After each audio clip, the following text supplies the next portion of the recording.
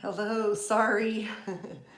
I uploaded a picture to be taken as the thumbnail, but for some reason it didn't take, and I'm sorry about that. I can't fix that. And I'm also realizing how high this is, and it might not be low enough for you to see my baby. Let me see if I can get it down here. There we go. Now you can see her better. Hi, Tara. I should move that closer so I can read the names. So my name is Michelle Taylor. Hi.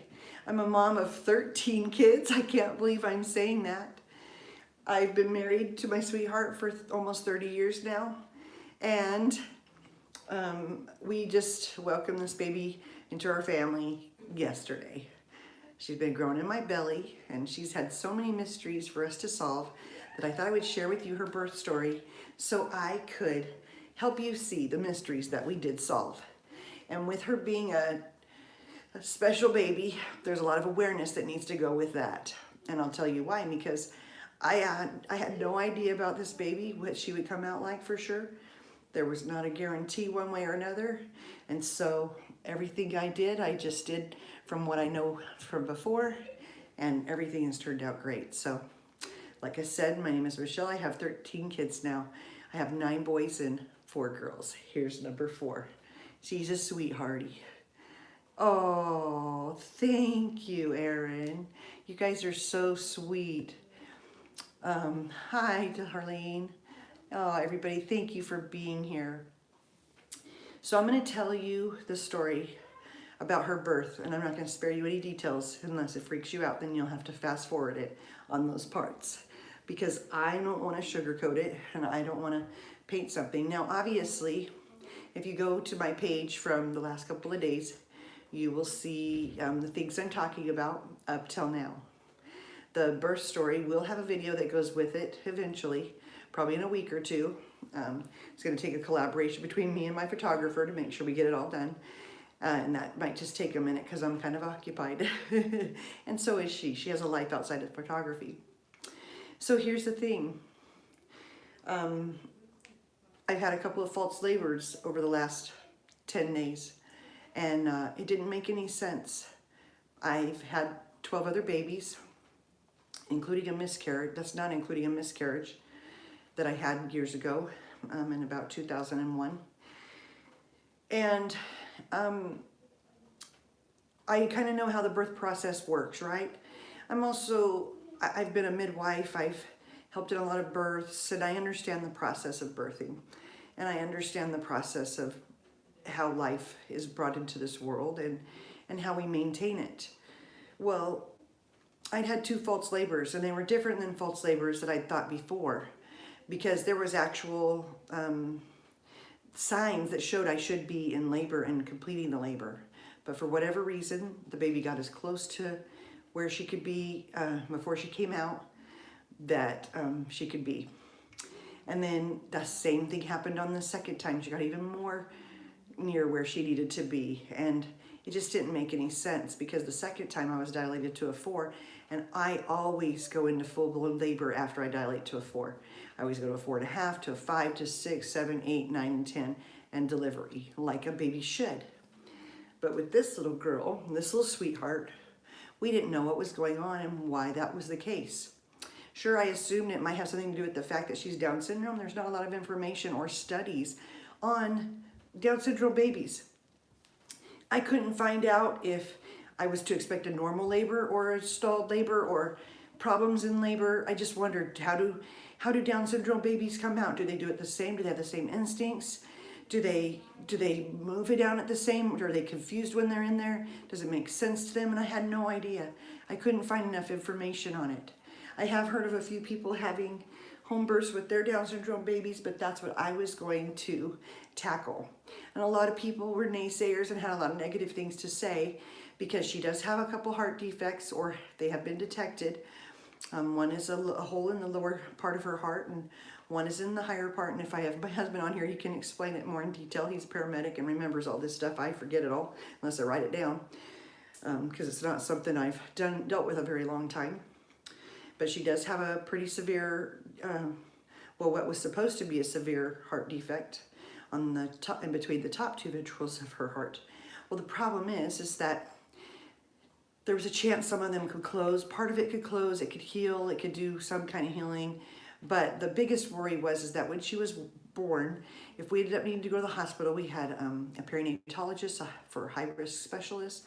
We also have a whole cardiology team just for her that deals with just babies' hearts and that she's met. And he said that he wasn't sure that she was going to progress. Well, he didn't know for sure if these holes would heal on their own or what.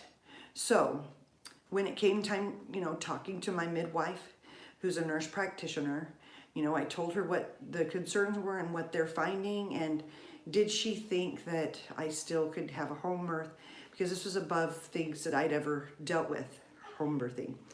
And she said there was nothing that scared her, that if the baby did have a heart problem, we would know by her, what she was satting at with the pulse ox. That's just like a little instrument they use to put around the baby's hand, and they can check the baby's breathing rate and heart rate, pulse rate, and everything all at one time.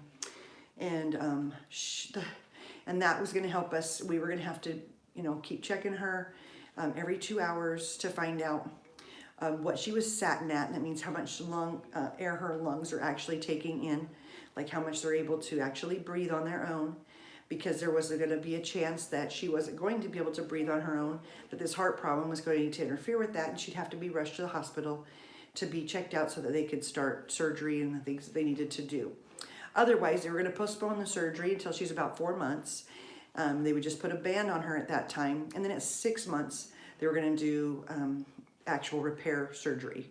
My goal was to have the baby heavy and have enough weight on her that she actually might be able to just do all the surgeries at one time, because it is open heart surgery, and that's kind of risky for babies, and I'm just not comfortable with that. So if there's anything I could do to lessen the amount of time she'd have to spend in the hospital, I would love to. So now let's get to the fun part, okay?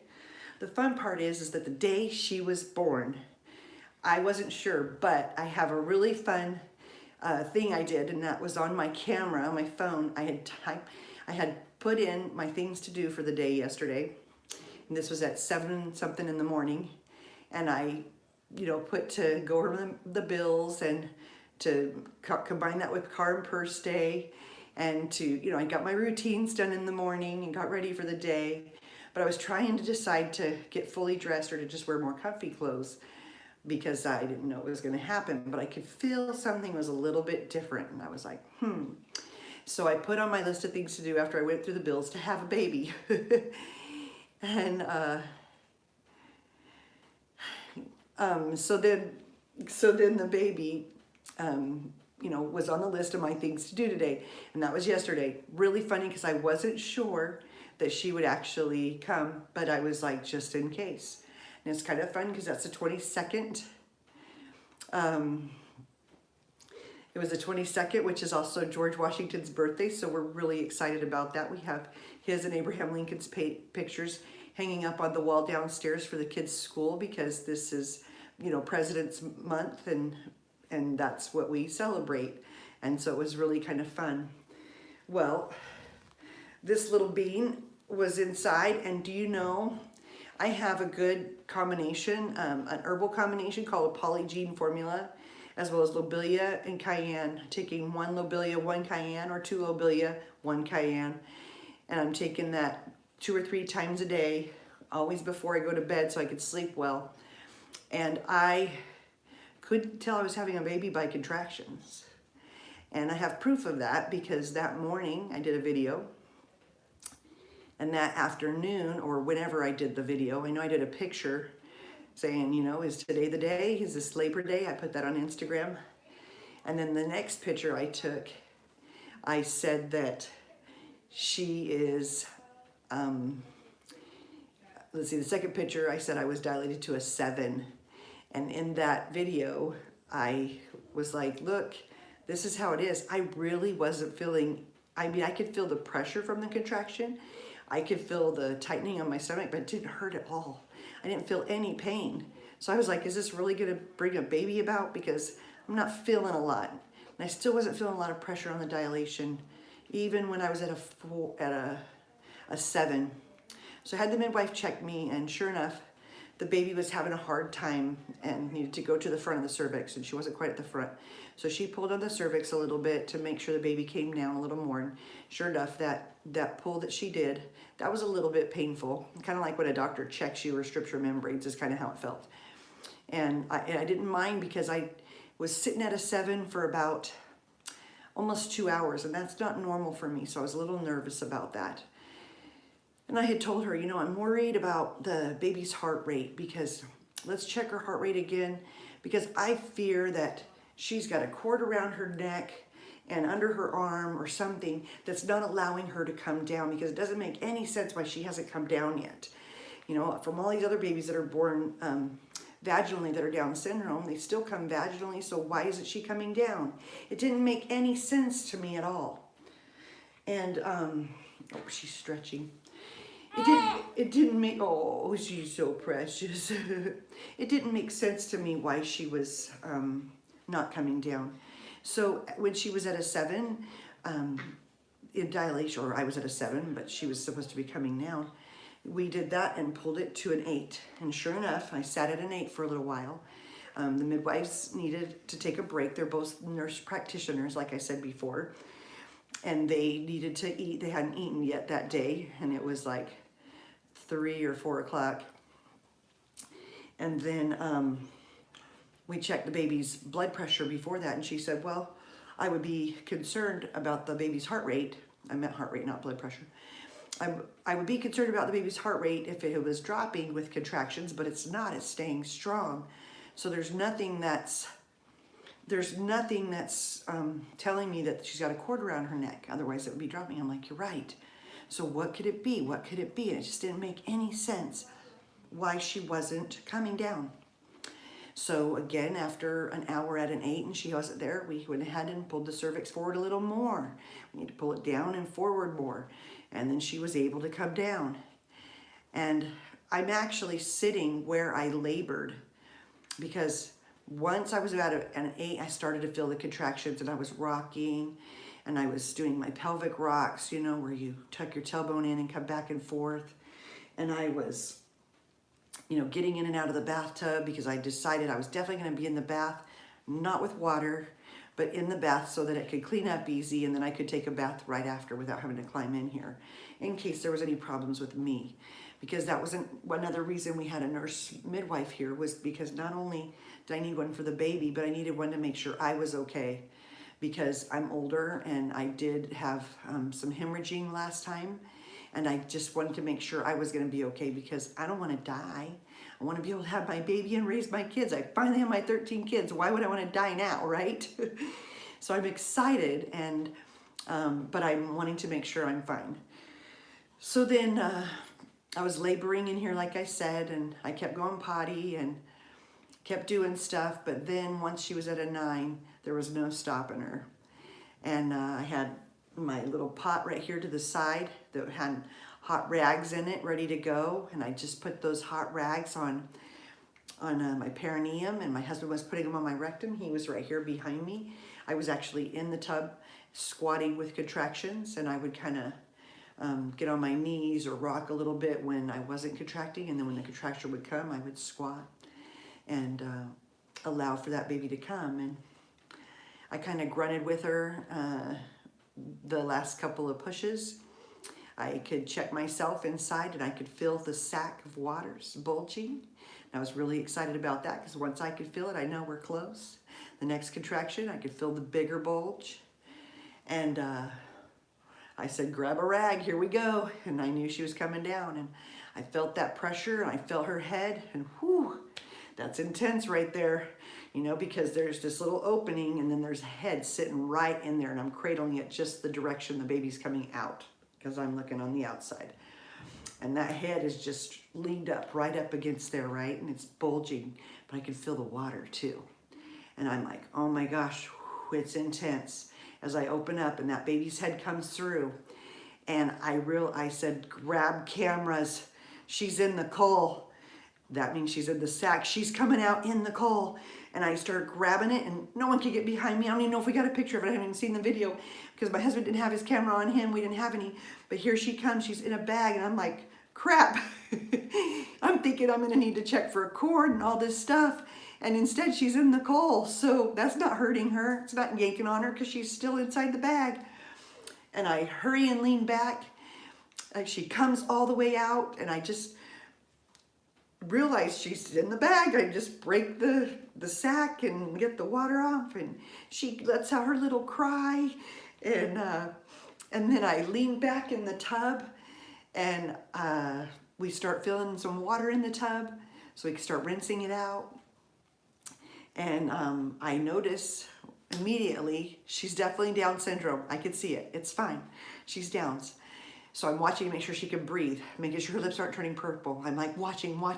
I want to make sure that she's okay because I don't want to, you know, lose her, right? She's really important to me. I don't want to lose this baby. And she's so cute. She's just curled up on me. I have to show you right now. She's just laying there on my lap. Here she is, her little face. But that's what I could see was that cute little face and that little ear. Just so sweet. But so we rinsed out the tub and I got bathing, but I noticed her cord. Her cord was fat, just like I said in a different video. I don't know if I can remember what video that was in. It was a nice, fat, healthy cord, but it was only about 12 inches long from baby to placenta. And I didn't realize that till after the placenta came out, but my midwife did because she said, give me a little push because here's your placenta. And I'm like, are you sure? Because I don't feel it. But I push it and sure enough, it's there. Well, there's a piece missing. It's inside me and I start hemorrhaging because that cord was so short that as soon as the baby came out, that placenta ripped off the wall in my uterus. And when it did, there was just that piece that's still holding on, that hadn't let go yet, that hadn't closed because the baby was still connected, that finally broke off. So that kind of was scary for the midwife, not for me because I'm in La La Land. I'm just blissfully looking at my baby, seeing that she's breathing fine and she's peeking up right away. And I can't see any signs that show there's anything wrong other than she has Down syndrome and there's nothing wrong with that, right? So I just am enjoying her, and they give me a shot of Pitocin to make sure that I clam off right. They give me actually 2 shots of Pitocin. I take some stuff. Have them give me arnica. I take arnica montana. It's a homeopathic to keep my body from shaking when after I have the baby, because a lot of times if you've had 2 or more kids, you get those tremors in your legs. Unless you've had an epidural, you may not feel it. But if you've had any kind of natural birth, you know about that shaking that happens automatically. And it was just crazy. We just kept taking all this stuff because I'd lost a lot of blood. I was a little shaky later in the evening last night and a little bit this morning, but I kept taking the things I take, you know, from Yellow Doc to Polygene's 6 weeks formula. I don't even know if I think I talked about that. I did a little bit in the beginning. And I'm also taking Floridux. They're just really good for building your iron. So we wanted to just make sure I was good. I'm way good now. I've been good for several hours now, but it was just a little bit this morning. But this Polygene formula, I take it the first week. I'm 6 weeks out, 5 or 6 weeks out. You take 1 a day in the morning, in the afternoon, in the evening, every day for a week. Then the second week out, you do 2 in the morning, the afternoon, and the evening, and then you do 3 all the way till you get to 6. And now that I'm at 5 or 6 right now, I'll go backwards so that I'll be taking that until the baby's 5 weeks old, which is kind of fun to even think that we'll be that far ahead. But here we were, and they kept checking her, and they're like, here we thought we brought all this equipment to deal with this baby that wasn't breathing or was having trouble before we transported her and stuff, and she's got none, no problem. She's sitting at 98%. She's breathing on her own perfectly well. She doesn't need to be transported. That means her heart's not causing her too much trouble right now, and that we can set our appointment with the cardiologist next week or whenever, and it's going to be okay. We'll first set up our appointment with the pediatrician. She's a special pediatrician that deals directly with Down syndrome babies, and we have a physical therapist for later. We just have all these people in line in case this was to happen.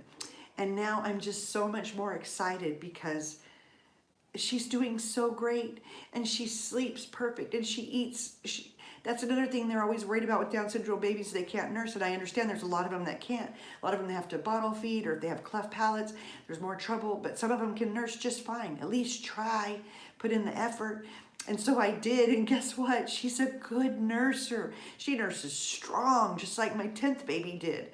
And I'm like, this is crazy to me, but it's so phenomenal at the same time, because I had a birth with her just like I did all my other babies. I let her guide the decisions I made, and I relied on my instincts to tell me. And I kept leaning over the tub, and the nurse midwife was like, you're doing great because you need to bring that baby forward. Your instincts are correct. I was like, wasn't thinking about that right now. I'm just doing what works. But it was good to know that my body is instinctually doing what it needs to do, as well as the baby was doing instinctually what she should do to get her out. And she was saying, I'm trying to get out, Mama. I just need help. And we didn't realize it's because that cord was only 12 inches long. Makes sense, right? Now we understand why that false labor was so strong those 2 days. Why everything was going except the cervix opening. Why that pressure wasn't there. Remember, I kept saying, but I'm not feeling the pressure to dilate her. Why? Now we know. She couldn't. She was trying, and she couldn't. So she needed a little more help, and that's what we did. We helped her get out, and now she's doing fantabulous. And all the kids have been around her. We've taken millions of pictures and videos. Everyone's around her, and everyone sees her, and they see how beautiful she is, and they see that you're distracting. I'm sorry. She was awesome. I was there. She rocks. That's all. He's a dork. Wow. I'm just trying to tell you that my family, they're so silly. But she was just, that's one of the best parts about having a home birth is that, or babies, period. You know, you go to other countries and the baby has to be presented to the village, and all the members in the village have to accept the baby. And when they do, they all celebrate. Yes, we will accept this baby, care for this baby, love this baby, and accept this baby as our own. And that's what it reminded me of. You know, when I was in labor here in this bathroom, I could hear my boys in their bedroom talking and playing and having fun. I could hear the kids out in the hall, the other kids that were hanging out in my bedroom. I could hear everybody chatting and talking, and none of it bothered me. I just was able to focus on what I needed to focus on, and almost having that background noise made it so I could focus on what I needed to do. And then as she was presented to the rest of the family, everybody just was in love with her, and they were like, yes, we want her.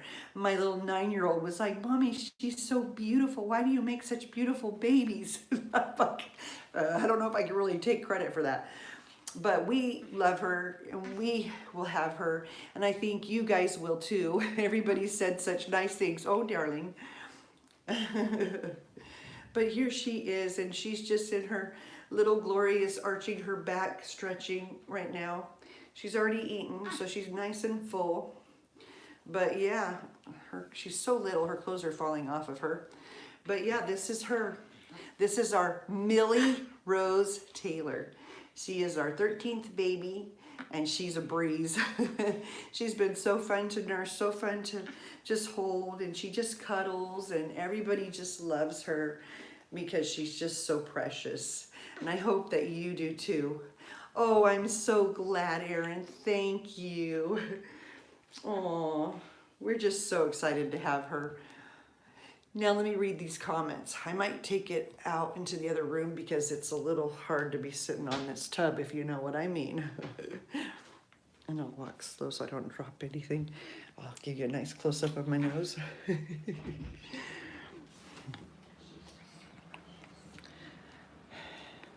I'm gonna put her there because I'm gonna read the comments. You take her? I got her. Okay. So, let's see. Now I'll read the comments. Sorry about that. Oh, you're so sweet. Let's start at the bottom and work our way back. You're so beautiful. Tara, you're so sweet. Thank you. She is perfect, Sunshine. Thank you. Thank you, Tuesday, for congratulating. Your heart is bursting at the seams. That's so sweet, Erin. Thank you, Tuesday, for saying I did good. I just am grateful I didn't feel any contractions till 8, 9, and 10. That made it easy, and I think that part went pretty fast. I need to look at the times on that, so we'll put the times in the video that we do. Let's see. Precious baby, thank you, Gretchen. And Tara gave me lots of love. Blackheart, I hate that shaking, and I had no clue that arnica would help. You're a plethora of knowledge. Thank you. Yeah, that's what happens when you have a bunch of kids. You figure out the way to make it work because you can't stand that. She is so beautiful. Thank you, Tara. Your older daughters are beautiful and as well.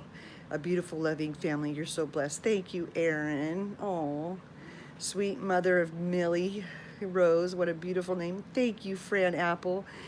You know, it's funny because we wanted to name her well, let's see, Sunshine said, so sweet, love my mama and her new baby, Millie Rose, my perfect baby sister. Yes, it's funny because I really did want to name her Sky Blue when she came, when I thought if she ended up being Downs, that was the decision I had made, or pretty much made. And then if she wasn't Down syndrome, I wanted to name her Wisteria. And if that didn't work, then I didn't know what I was going to do. Well, when she was born, I looked at her and go, she doesn't look like a sky. She doesn't look like a sky blue at all. And I was like, I got to come up with something else. And I remembered early in the beginning, I talked to Fly Lady Cat about I wanted to name her Millie. Do you remember that, Cat? That I wanted to name her Millie, and it just clicked. And all of a sudden, I was trying to figure out a middle name, and Rose just clicked. And I was just so excited. And Millie Rose it became. So that was a kind of a fun tidbit about her name. Yeah, you can watch from the beginning, Sunshine Baby. Oh, the 22nd was your daughter's birthday, Darlene? That would be awesome. How fun that they get to share a birthday. Thank you for sharing this and for sharing your precious bundle. You're an amazing woman. Erin, you're so sweet. Where would I be without people like you? So glad you're doing well. Thank you, Brandy. Overwhelmed with joy for our family brings tears to your eyes. Oh, Erin, aren't you the sweetest? Thank you, Darlene, for the congratulations, and Erin, and Tara, and everybody just for being here. How wonderful. So if you have any questions, we can stay on for a few more minutes, 3 to 5 minutes. That's what I've got left before I got to nurse the baby on the other side. So if you do have any questions that pertain to what we just talked about or anything similar, then throw them down and I'll answer them best I can. Huh? You got anything? You have anything besides compliments? You guys are crazy with all the nice things you're saying. It's funny because I don't think of it as big a deal. I just think of it as kind of my mission. I just really wanted to have 13 kids, and I can't believe it actually happened. And here I am now with 13 kids, go figure. I'm 47 years old, and I've been married almost 30 years to my husband. And oh, while we're waiting, I should show you. He brought me this gorgeous bouquet, which is very normal for him. Whenever I have a baby, he always brings me the most beautiful bouquet. Look at this, 13 red roses with the awesome Supergirl, the Supergirl balloon. And it blew around, but this is the one he bought it for because he thinks I'm Wonder Woman for some reason. But I love Wonder Woman, so I'm fine with that. But these roses are so beautiful. And then he went ahead and got these cute ones. These balloons are for the girls. So we have 3 girls, plus our 4th that was just here today. It says it's a girl, it's all sparkly. And then the cutest cup, right here, it says Girl Power. Isn't that so cute? So it's fun just doing all this stuff. Oh, good. So we have some stuff there. Great job. She's beautiful. Oh, we do love that beautiful little gift from heaven. You guys are so sweet. That's your brother's birthday, too. That's so awesome. I know it's someone else's. Someone said on YouTube or somewhere that was their... I should have the baby on Friday because that was their son's birthday, so someone else. Beautiful. Thank you. You guys are so sweet. What are the names of your children? Okay, I can do that for a minute. So I have 12 other children, and they are Tuesday, Ironrod, Borden, River, Sunshine, Night, Chantry, Night's with a K, then Chantry, Ozias, Rush, Daly, Raiden, and Ripton. That's my 12. And I really wanted to do a video on about all of them and their births, and I really wanted to do a video about all of them, but all these things just take time. And you know, with 12 kids, I probably don't have a lot of that, especially since I'm homeschooling. Has nursing become increasingly intense as your children have gone on with your boy? I'm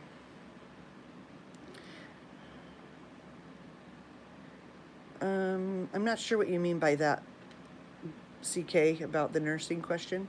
If you mean it's harder to nurse boys than girls, or if they get stronger at nursing as time goes. They obviously are going to become better nursers. So yeah, with time they'll be better nursers. Did you pick today's outfit for Millie? Yes. I went to look for what I wanted to put on her. I had originally picked out a little pink, light pink with white polka dots. But under the circumstances, I named her Millie Rose. So I was like, she's wearing roses today. And it's kind of fun because I have a lot of outfits with roses on them for this baby because I just wanted her to be in roses. And it's really cute because that's where we're at. So you're cute. Thanks for asking that, Brandy. Thank you so much for sharing all of this. You're so great, Erin. Oh, that'll be so fun. The balloons are awesome. Kudos for that, Dad. Your husband did great with the balloons and flowers. Yeah, he always does. He's so great at saving my butt in delivery, literally, and then bringing the best flowers. And he's been so good. Like, he went and got me Olive Garden soup and helped make chicken soup and got me pineapple juice every time I needed it. So did my daughter Tuesday. And Sunshine's helped with holding the baby and doing a few things. You guys are just so great. I've just loved all my family. My daughter-in-law was here. She grabbed some things when I needed them. I just really appreciate everybody being so willing to help.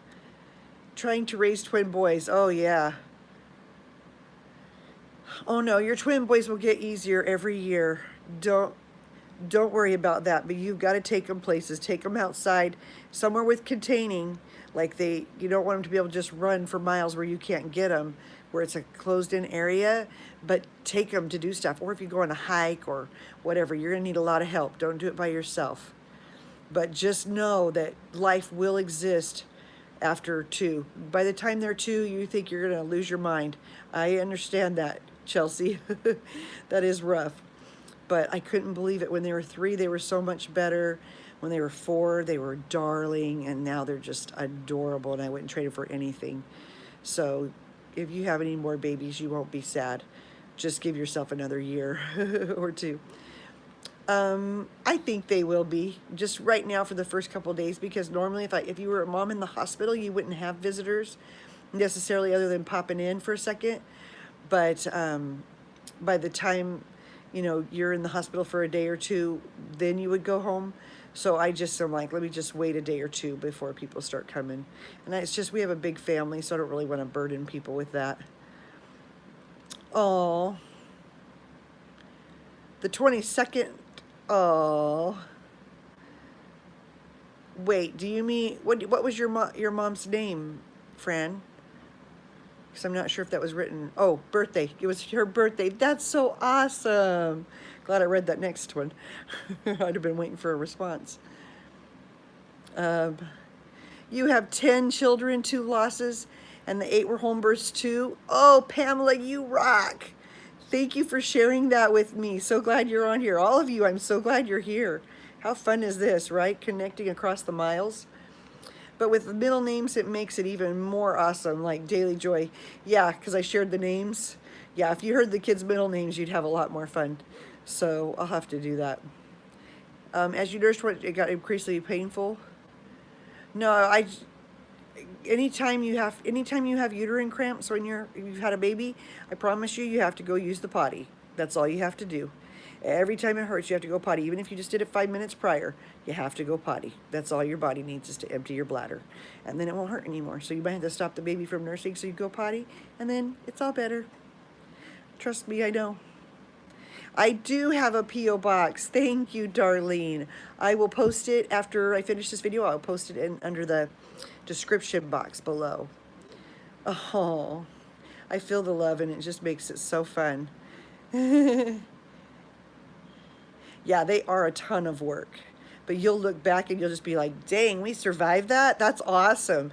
You're so proud of yourself for having twins, just probably not right now. For 3 years, I was tired after we had our twins. Yeah, my husband just said for 3 years he was tired after we had our twins, and I agree. I think at least 3 years. Oh, that's okay, Impossible Monique. I'm so glad. So her name is Millie Rose. I'm so glad you like it, Monique. My son texted me and he loved the name, so I thought that was great.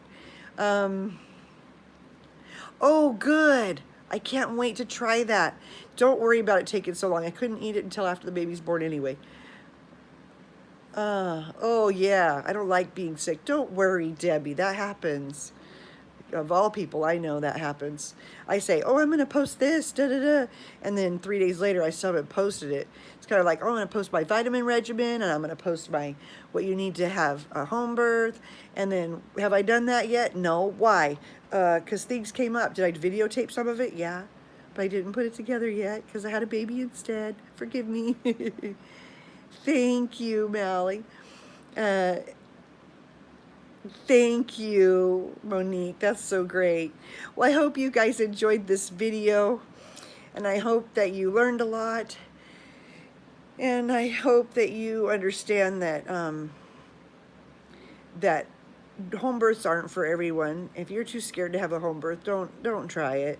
I just I like the comfort of my home, and I like the idea of doing it this way. And I've tried it in the hospital, and I just don't do well in the hospital. I do much better at home. So that's what I did. And Millie Rose. I don't know, CK, I'll refer you to a really good midwife and I could assist. And she trusts me to help her a lot. I could do that. But I don't take them on by myself anymore just because I have so many kids that I can't do what I need to do to be the best midwife I can be. Now, my daughter, on the other hand, I did help her, but that was for a different reason, because she has issues. She sees me and has had babies with me that she can't see it any other way. Thank you, Debbie. Your eyes keep filling with tears. Erin, you're so sweet. Oh, I am going to rest well. You're so cute. Thank you, Monique. And then...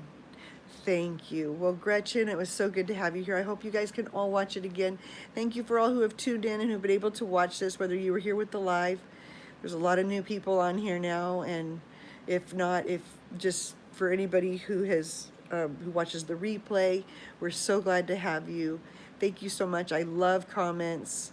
I try to respond to them. If there's too many, then I just give you lots of likes and loves, but I read all of them. So anything I could do, I just try to do that. But I'm trying to check in every day, at least once a day, and usually about 7 o'clock.